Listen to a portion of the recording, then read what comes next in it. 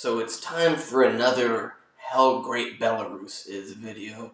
And since I didn't plan this out ahead of time, I didn't write down a list of things, I'll undoubtedly forget a lot of things that I've thought about recently or noticed. But I'll start with when I walked back from the gym tonight. I just did some cardio, did some delt raises, did some rear reverse flies, did some incline sit-ups. But when I was walking to and walking back from the gym, there were kids and people playing hockey. There were kids on sleds going down the hill, and it was 8 something, about 8 o'clock at night going to the gym, about 9 o'clock at night coming back, and all day long you see kids riding their sleds and things down the hills. You see little kids running around with their cap guns, playing with each other, or playing other games. Kids have all sorts of games.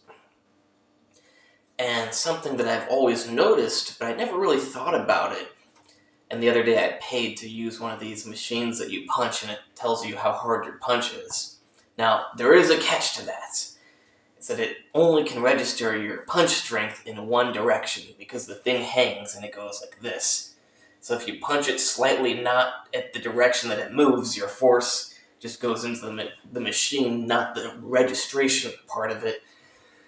A few of my punches, they were way harder than my other punches, but I hit wrong direction, and I could feel the machine rocking instead of my punch just going to move the thing. But the fact that these machines are everywhere, outside of so many grocery stores. Not literally every grocery store, but most big grocery stores have these machines, and they're also just outside of other places. There's one near the train station where my wife lives. I remember when I was in Lvov, Ukraine, there was one just on a random street. That one surprises me. Yesterday I was really weak, but I maxed out that one and got too high to register in Lvov, Ukraine. But yesterday I was really weak. I went to do some leg extensions, and I only did half the weight I normally did. Didn't have strength yesterday and the day before for some reason. Maybe it's from my morning jogging, and I decided, probably not the best thing to jog inhaling all that really cold air in the morning. My lungs were feeling not the greatest, but then I thought, it's really not healthy for the lungs to inhale this cold air. Think about just your hands. Now imagine that's all going into your very sensitive, delicate mucous membranes in your lungs. I mean, they're not mucous membranes, they're a little different, but yeah. I've been coughing a lot. But yeah, I went to hit one of those things yesterday, and I only got 800 out of, I think it goes up to 1,000. I got up to 850. But someone had a record of 950 on there. I wasn't going as hard as I could, but yeah, let's get past that. It's not the point of this whole video. The point is, the streets are maintained. Yeah, it can't be perfect in every little crevice of every little neighborhood. It's not like you're going to drive a big old machine they have these machines that spin and clear the snow off the street. It's got a brush that spins, and it's amazing, because you'll go down some streets or some sidewalks, and they're perfect. Now, of course, if it's pouring snow, you can't magically clean it every given second during the day. So it's going to be good, and then if it's pouring snow, you're going to get some snow, and then it has to come again and clean it. There's some little streets that, of course, have snow on them. That's life. But all the major streets are completely perfect. The center of the city is perfectly maintained. And the main thing is just you got people living normal here. I was actually just talking with my mother, and we said some stuff, and she goes, "And things are fine here." And I go, "No, Mom, they're not fine. You've got criminals, homeless people, crazy people. You've got the LGBTQ people in our top positions of our government running it to the ground. You got this bald dude who dresses like a woman as our top nuclear energy official, stealing women's luggage in airports, presumably so he can wear it instead of shopping. You got this other guy who dresses as a woman as our top health official for the United States, publishing lists of like food and ranks of health. And he has like cereal and sugary garbage in the top positions. He's got like meat and vegetables below that. There's a reason the United States is on the brink of death. And sadly that we do have societal collapse. When I go back home, like when I went back home in the summer, I know this was supposed to be a video just about Belarus, but when I went back home in the summer to California, I could feel the sickness. People are just mentally ill. I don't mean that they're all LGBTQ.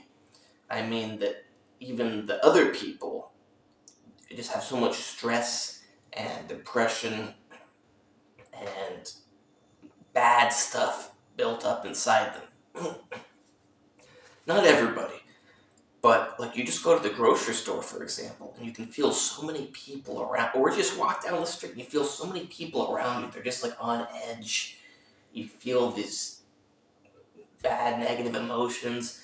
You got people randomly screaming at you for stuff, and it doesn't happen in normal parts of the world like here in Belarus. You don't walk down the street and have people jumping at you, and that's what's so nice about Belarus. And if you're here a long time, you get used to it. It feels normal. And what's funny is the people that live here, a lot of them are completely oblivious to how good it is. And they'll tell you, oh yeah, we got so many homeless people. Really? You got so many homeless people that you can't even find them? That's amazing. That's a record. You gotta go out searching to find one. You tell that to people in like California, and they'll think you're insane. Like I think they're insane when these people here tell me they got so many homeless people that you can't even see them. Oh yeah, they've got drug addicts too. So many drug addicts that you'll probably never meet one. Yeah, they got crime also. So much crime that you'll probably never see any of it. They have terrorist attacks too. Like 15 years ago, there was one terrorist attack. A guy went into it. I mean, this is horrible. I'm not trying to make light of this. But a guy went into a shopping mall, and I can't remember what he had in his bag, but he killed a few people. Horrible. But the fact that that was the only incidence of terrorism in like 15 years? Man, you guys are lucky. And you tell me, like, you've got terrorism? Like, no, you don't. You tell me you got crime? No, you don't. You tell me you got homeless people? Invisible homeless people that you can't see? I'm sure there's one somewhere, but when they're so hard to find, it means you got such a small amount compared to California, where are so few of them that you just see them everywhere. You cannot not see them. It's just, the comparison is incomparable. I mean, it's actually very easy to compare. It's just so massively different.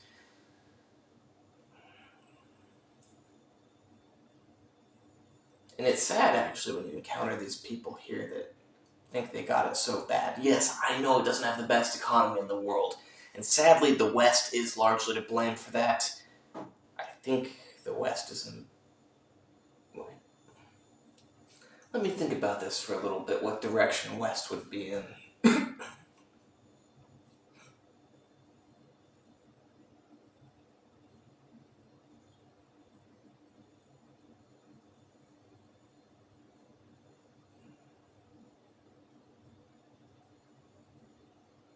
I don't know, I think it's that direction. I can't visualize the map in my head because I'm really not sure, but my instincts tell me it's somewhere on that side of me. Probably I'm wrong. But yeah, the West makes it very hard for Belarus to prosper. And then people also, like, outsiders think Belarus is like North Korea or somewhere. Like, dictatorship that doesn't let its people leave. And you'll even meet people here that live here that tell you the same thing. They're like, oh, Belarus, it's a closed country, it's a dictatorship. It's a closed country? You mean you're not allowed to leave? Oh, that's right. You're actually allowed to leave anytime you want. Nobody's stopping you. You know who is stopping you is all those very free countries that you look up to. Oh, that's so great, Poland. Oh, they're so great they won't let you come.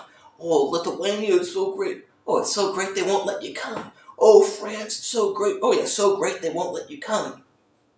Germany, oh, so great they won't let you come. That's the reality. These free nations impose all these restrictions on Belarus and somehow manage to brainwash people here into thinking that it's because of their own government, that they have this lack of freedom because of their government. It's insanity. It's those free countries that these people look up to. It's not everyone, but you got some of these disillusioned people. They do exist.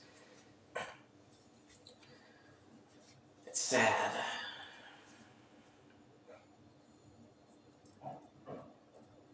And what else is it? Something that was really... Oh, I was talking to a foreigner recently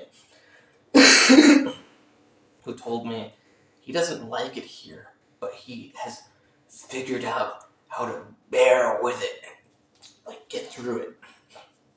And what's so bad that you have to bear? Is it the cold? I knew this wasn't it because when people say how bad Belarus is, they're generally the mentally ill people, confused people, disillusioned people, deluded people.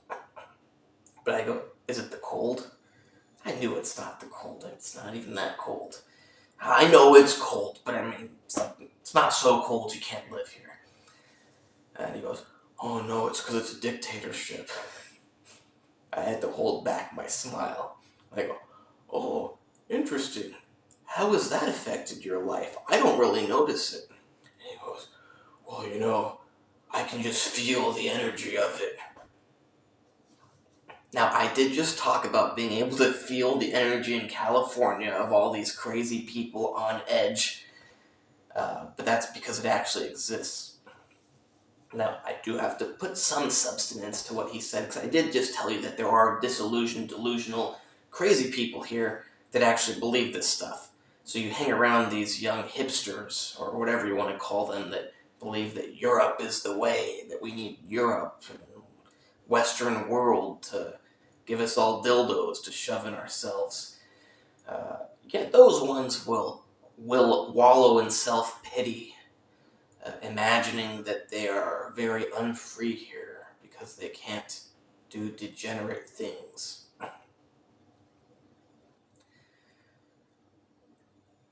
And sadly, you got at least one foreigner who hangs around these people, apparently, and believes what they have to say, that they're so poor that they live here, that they're not allowed to, it's not like there's a law saying you can't be a mentally ill thing, person, whatever you want to call these people. LGBTQTZGE. Um, yeah. And you're not allowed to be a bum. You're not allowed to be a drug addict. You're not allowed to be a murderer or a rapist. So those are some harsh rules you gotta deal with here in Belarus. But you know what? They pay off because you walk down the street, it's clean, it's safe. You got kids going around without their parents, they're playing with each other, they're running around. You don't have homeless people everywhere, you don't have crazy people everywhere, you don't have criminals everywhere. It's how a country should be. And it's every single, not every day, but so often, so many days, at least every other day, I'm just walking somewhere and I'm like, man, this is a good society. This is how a place should be. And I'll leave it at that. You don't believe me? Come here and see for yourself. There's a lot of people out there that go, oh no, Belarus, it's evil, horrible, evil dictatorship. It's so horrible, no freedom, and it's suffering and misery. Oh yeah? Come here. See for yourself. Stay for a while, and then go back to your western shithole and see if you still like it. Because it's easy to get used to living in a pile of shit.